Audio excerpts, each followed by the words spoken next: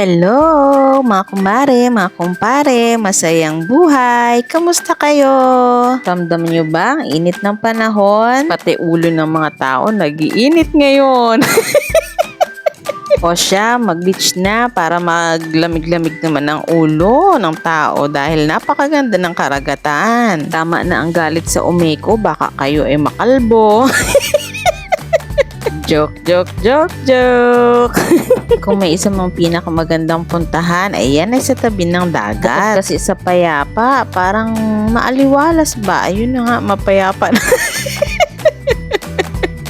Napakagaling talaga ni Lord, ano? Sa bawat mga nilikha niya kasi may mga meaningful na bagay kang makikita at iba't ibang may experience. Tulad nitong karagatan, sa ganitong mga panahon, parang nagsisimbolo ito para sa akin ng kapayapaan. Kasi naman tuwing pupunta ako dito sa dagat, nare-relax talaga ako. Simoy ng hangin, yung at tunog ng mga alon, at saka yung tubig na masarap sa pakiramdam kapag ikaw ay nabasa. May naalala nga pala ako dito sa seaweeds na ito. Nung binadat dalaga pa kami ni kumpare, sabi ko kinakain niya yung seaweeds na yan. Kasi yung tatay ko noon, may mga nakuha siyang ganyan sa dagat. Pagkatapos binanlian niya ng mainit na tubig. Niligyan ng mga pampalasa at kamatis at sarap na sarap kaming ulamin. At naikwento ko yun kay kumpare. At nataon nga na nasa tabing dagat sila ng kanyang kabady-body. At ayun, kumuha sila at ginawa nila yung tinuro ko. Kaso nagtaka sila bakit daw sobrang kunat.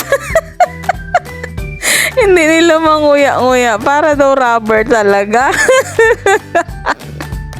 At kaya yun, sabi nila mali daw yata yung mga sinabi ko. Pagkatapos tumawag siya sa akin. Tawa siya ng tawa. Sabi niya kasi para daw goma.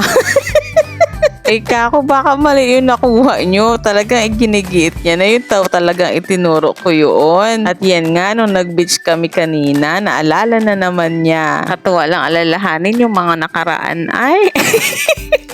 Alam nyo ba, yung mga masayang alaala ay isang way ni Lord para pasayahin tayo. Thankful nga ako kay Lord dahil napakaraming bagay kong na-experience na nagpapaalala sa akin para sumaya. Dahil sa magagandang experience simula ko nung bata pa ako. At isa nga ito sa mga experience na gusto kong maalala ng aking mga anak hanggang sa kanilang paglaki. Thankful din ako sa mga ganitong pagkakataon na na-enjoy namin ng isa't isa. Hindi kasi lahat nabibigyan ng pagkakataon na ma-enjoy ang katulad nito. Kaya kung may chance ka na gawin ito kasama ang mga mahal mo sa buhay, gawin mo na. Pasalamat kay Lord sa inyong pagsasama-sama. Hanggang dito na lang ang aking video. Sana ay nag-enjoy kayo. Kung nagustuhan niyo po ang aking video, please follow and share. Salamat! God bless!